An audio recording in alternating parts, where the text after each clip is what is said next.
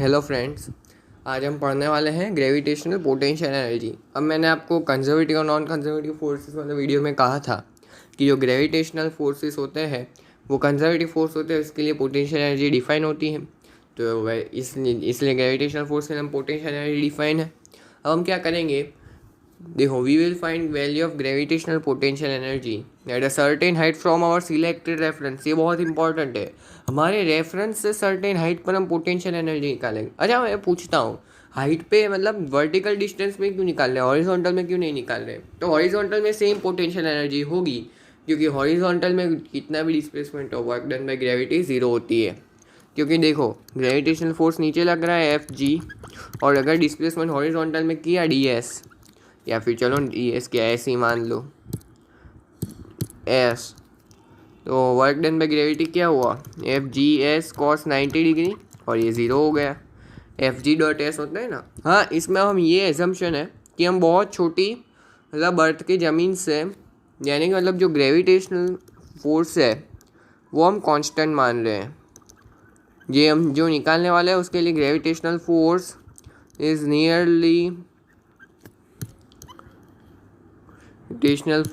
Nearly constant, ये हम मान रहे हैं। क्यों मानेंगे, वरना हमें उसके हम जब ग्रेविटेशन में पढ़ेंगे तब हम वेरिएबल फोर्स के लिए हम निकालेंगे। अभी के लिए बस हम कांस्टेंट ग्रेविटेशनल फोर्स के लिए निकालेंगे। अब रेफरेंस इंपॉर्टेंट है, क्योंकि रेफरेंस वो पॉइंट होता है जहाँ पे हम पोटेंशियल एनर्जी ज़ीरो मानते हैं, एज्यूम करते हैं कि यहाँ पे पोटेंशियल एनर्जी ज़ीरो है।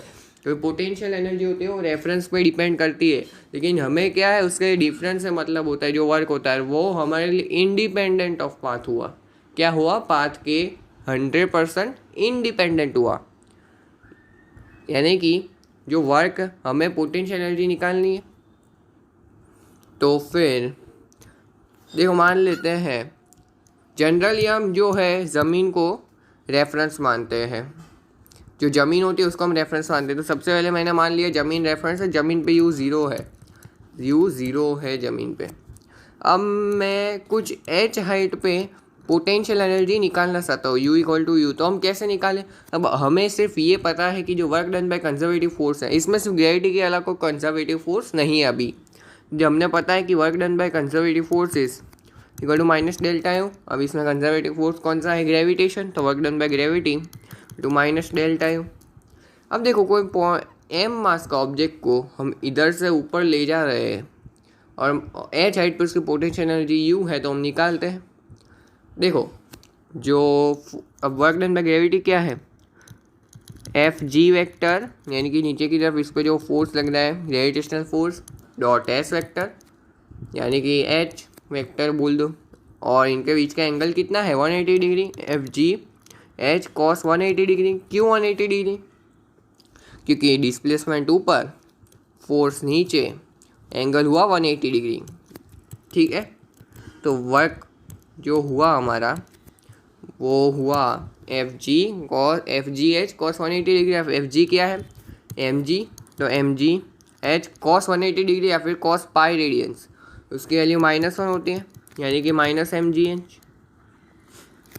ठीक है, तो वर्क डन में ग्रेविटी आ गया हमारे पास -mgh। जब इसको इस इक्वेशन में पुट करो, इसको इस इक्वेशन में पुट करो, -mgh equal to minus delta U, -mgh equal to minus delta equal to u initial minus u final. अब u इनिशियल ग्राउंड पे, और ग्राउंड पे हमने पोटेंशियल एनर्जी ज़ीरो मानी है, तो इधर से -mgh equal to minus U final जो है वो u था, हमने माना था, तो u की वैल्यू क्या आ गई, mgh। यानी कि हमारे रेफरेंस से अभी ज़मीन से कोई h हाइट के ऊपर, अगर ज़मीन पर हमने पोटेंशियल एनर्जी ज़ीरो मानी है, तो कुछ h हाइट के ऊपर पोटेंशियल एनर्जी होगी वो mgh होगी। ठीक है, ये, लेकिन हम मान लो हमने ज़मीन को रेफरेंस नहीं माना है, ये कुछ हमारा रेफरेंस है ए, ये ज़मीन है जी, और अभी ब्लॉक यहाँ पे u ज़ीरो है। अब मैं 3 पॉइंट्स पे, 2-3 पॉइंट्स में पोटेंशियल एनर्जी निकालना चाहता हूँ। जैसे कि मैं बोलूँ, ये पॉइंट सी है, पॉइंट बी है, ये H1 नीचे है, H2 ऊपर है। अब मुझे सी पे और बी पे पोटेंशियल एनर्जी निकालनी है m मास के ब्लॉक के लिए। अगर एम मास का ब्लॉक ई पे है तो उसकी पोटेंशियल एनर्जी 0 है, तो अगर वो सी पे हुआ तो उसकी पोटेंशियल एनर्जी क्या होगी, यू सी क्या होगा, और अगर वो बी पे हो तो यू बी क्या होगा, वो हमें निकालना है। तो निकालते हैं, वही एल्गोरिदम हमारा रहेगा। सबसे पहले क्या करना है कि एम मास के ऑब्जेक्ट को H2 ऊपर ले जाना है। पहले हम सी के लिए निकालते हैं। तो सी में भी देखो इधर यू 0 है और रेफरेंस के H ऊपर हमने माना था mgh पोटेंशियल एनर्जी होती है, तो इसके डायरेक्टली मैंने पोटेंशियल एनर्जी बोल दी mgh2। फिर भी ऐसे हम डायरेक्ट नहीं बोलते, निकालते हैं ठीक से, ठीक है।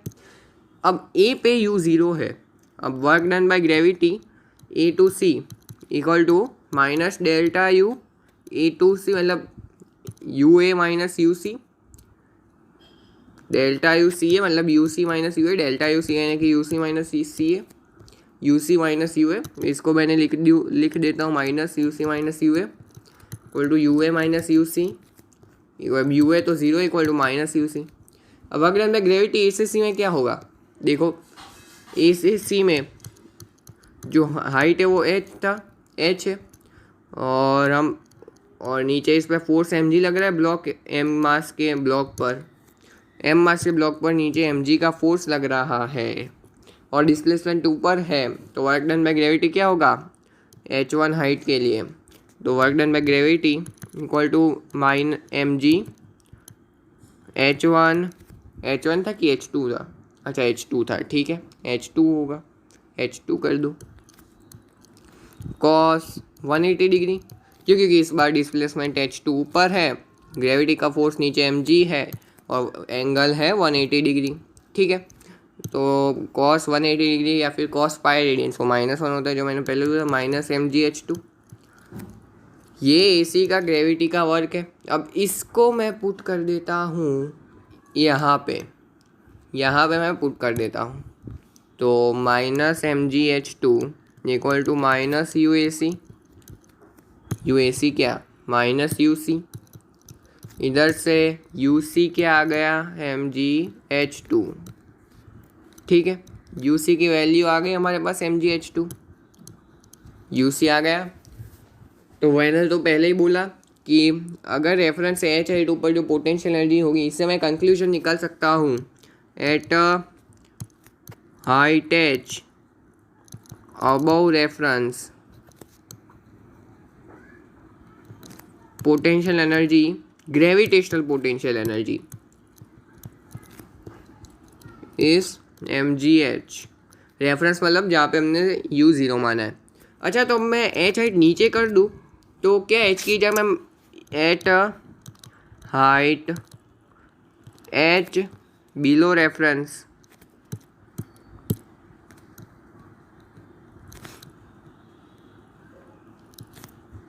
ग्रेविटेशनल पोटेंशियल एनर्जी इस, अब mg इंटू माइनस एच होगा क्योंकि h नीचे की तरफ है, तो इसको हम लिख सकते हैं माइनस mgh, या आप डिराइव भी कर सकते हो। उसमें जो H1 हाइट नीचे का मैंने पूछा था वो आप डिराइव करना, तो इधर से मैं यू ए बोल सकता हूँ माइनस mg, यू ए क्या यू बी बोल सकता हूँ मैं माइनस mgh1, ये मैंने बोल दिया। अब ये आप डिराइव करो, ये आप खुद से डिराइव करो, ठीक है, क्योंकि खुद से डिराइव करोगे तभी पता चलेगा ठीक से कि ये क्या चल रहा है इधर। तो मेन बात हमें क्या याद रखनी है कि जो work done by conservative force होते हैं वो माइनस डेल्टा यू होते हैं। अब हम ये इंडिविजुअल क्यों निकाल रहे हैं, ग्रेविटेशनल फोर्स के लिए निकालेंगे, बाद में हम स्प्रिंग फोर्स के लिए भी दूसरे वीडियो में निकालेंगे, लेकिन ऐसा क्यों कर रहे हैं वो इसका फ़ायदा आपको बाद में पता चल जाएगा। वर्क एनर्जी थियरम में इसका बहुत फ़ायदा है, बहुत यूज़ है। तो अभी के लिए हम बस इतना ही करते हैं, तो फिर हम यहाँ पे लेक्चर बंद करते हैं। Thanks for watching.